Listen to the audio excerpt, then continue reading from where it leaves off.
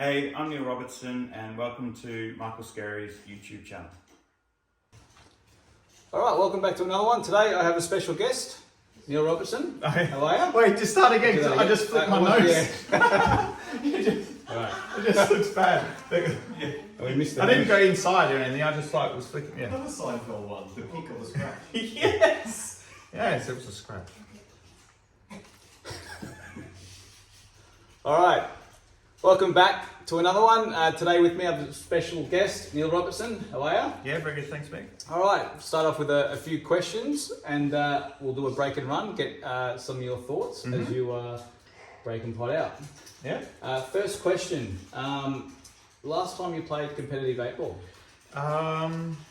Well, I played in the World Chinese 8-ball Championships maybe sort of about 6 years ago. I lost in the quarterfinals to Darren Appleton 12-11, really good game. But in terms of like this kind of 8-ball, the last time I played competitively, wow, probably would have been back when I would have come back home. I think it was at Potter's actually. It was just like Long time ago. one of the comps there. Yeah. You know, and yeah, I think I lost in the final to I lost in the final to Steve Gray. Steve Gray. Yeah. He's still around too. Yeah, Still he around. was a really good player. Really good player. Very good. Next question. Something, a career highlight of yours that sort of sticks in the memory banks over the years since we started? The first thing I always think of is the completing the Triple Crown. Yeah. So that's like the three major championships that we have in snooker: the Masters, the UK Championship, and the World Championship. So I won the World Championship first, then I won the Masters 18 months later, and then 2 years later, and then I won the UK Championships in 2013 to like complete So fairly the Triple pretty Crown. close. Yeah, it was done pretty close. Yeah, within each other. It would have been one of the fastest to complete it after winning, one of the three, and that always sticks to mind because I think you can win one of those events maybe, and it could be like a one-off. Yeah. But to win all three is like pretty special, and I think I was only the 8th player ever to do so. Very good. Alright, next question. When you're down and out in a match, do you do something mentally to sort of keep yourself going, or maybe to change gears a little bit? In terms of like changing gears, I guess the best sort of person to use an example of would be like Ronnie O'Sullivan. If he comes out of the blocks absolutely flying, then the only thing that I can do in terms of like my game is to try and go with him. It's like when you play someone like Ronnie, who's such a great front runner, you have to hang on to him for as long as you can until he starts maybe to slow down a bit, and then you can sort of gain the initiative. Get that chance. You can't sort of go negative and try to, because then he just goes further ahead. He gets more aggressive, and then you're already in a negative frame of mind. So you need to be really positive. I think in terms of like maybe being really far behind in terms of like a few frames down. Probably the best example, I think I was 9-4 down to John Higgins in the final of the Tour Championship. And I won the last 6 frames in a row. I've just always had that in me to always just stick in no matter what. Things can always turn around. That's right, yeah. I remember being 8-0 down to Steve Maguire in the 2008 World Championships. And I remember calling up a friend of mine who lived in Leeds, who was a really good friend of Paul Hunter's. And I remember calling him up and complaining that I was playing terrible and all this sort of stuff. And Paul had passed away about 2 years prior to that. And this guy, Koldesh, his name is, he said like, that sucks and all this sort of stuff. But he goes, what one player comes to mind that would love to be 8-0 down right now? And of course it'd be Paul. Yeah. You know what I mean? So whenever I think of myself in a situation where things are going so badly and maybe think, it's just not my day, just always think about the people who would love to be in your situation, to just be even losing a match, Yeah, and then all of a sudden it just switches your brain into like, wow, like just go and play. You know what I mean? If you lose, you lose. Enjoy just it. Give it your best, yeah, absolutely. There you have it. And last but not least, what advice would you give to a player out there that's starting either snooker or just a sport that they love? What's something that you could... I think if you're gonna like, you know, take it seriously, or, you know, it doesn't matter what kind of level you aspire to be at, whether, you know, you want to be like the best player in your pool team or the best player in your you know, the city you live in, state, country, whatever. You've always got to sort of go to bed satisfied with doing everything that you can do. So if you've only got like a half an hour just to practice, then if you do that and then you go to bed knowing that you've done kind of everything you can do, then you can always be happy. So the most important thing is when you practice is quality over quantity. Absolutely, 100%. You're better off practicing for an hour and a half rather than force yourself to play for 3 hours if you feel as though that's what you should be doing.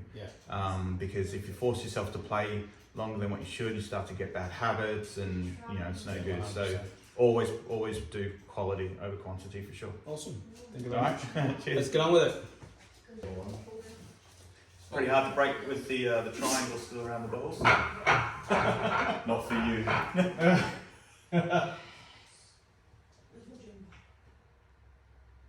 Alright, first rack.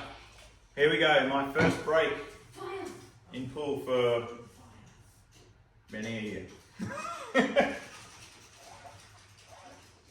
So I'll just try and do slightly below centre and then just sort of pretty straight.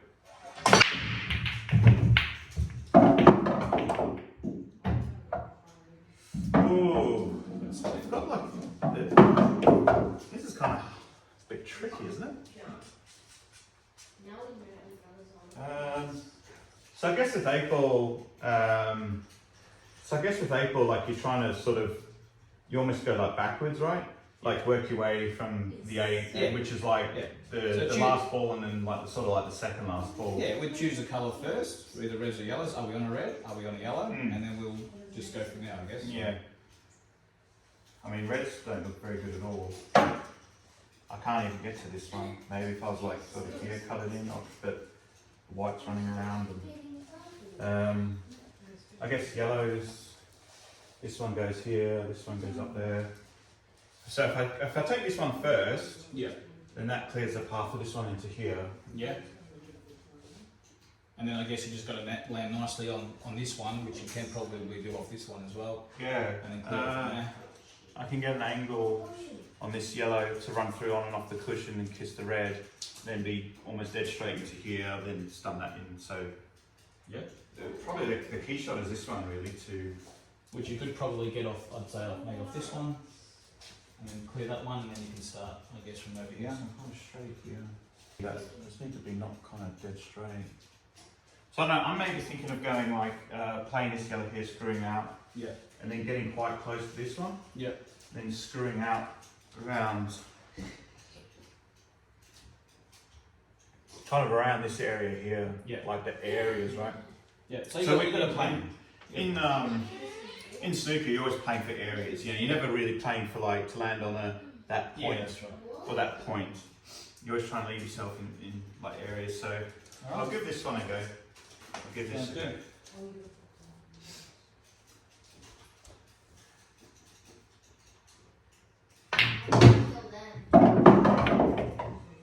So far then. So that's the little white. I need to adjust to that.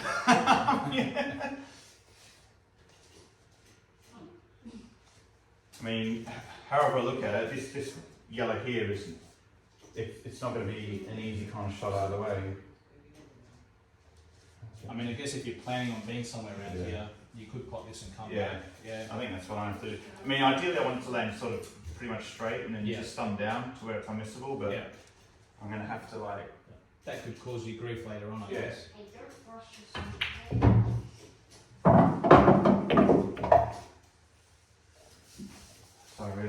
So the key now is I need some kind of angle to come out here. This is like a much different potting angle as well for smaller whites. So I've got to aim kind of a little bit thinner than what I usually would do.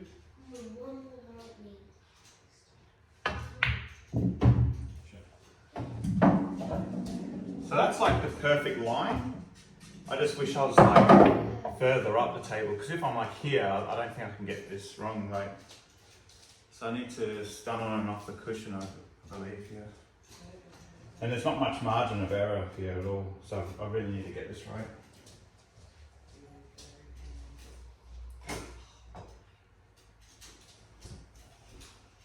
Get blue ones.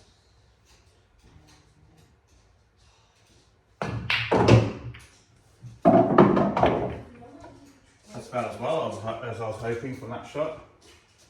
Just one good putt here and I should be fine. I mean, I can even land a little bit low, shouldn't have missed the back from there. Obviously a little bit of an angle would be perfect, so.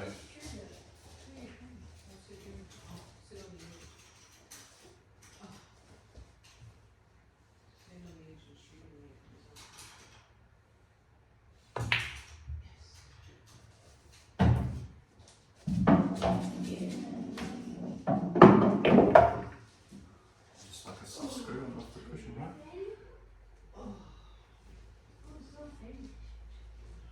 You're like still 100. There we go.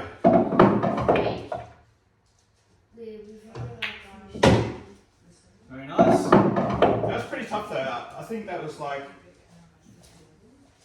That was the hard one, wasn't it, over there? yeah, I think the key shot was like the yellow down the rail, to have the angle to pot the yellow and then cannon the red. I think that all I had to do was pot the yellow, and I was always going to get the cannon. That's right, yeah. And I think that a lot of people worry too much about the cannon when it will just naturally happen anyway. So as long as you have the natural potting angle, just concentrate on the pot, and the white will do the work for you. You know, don't try and think about doing anything too hard. So. Agreed. And you can see you had a plan from the start. It went a little bit, you know, maybe pear-shaped at the start after the first shot, but you were able to continue on with the way you mentioned. So there you have it.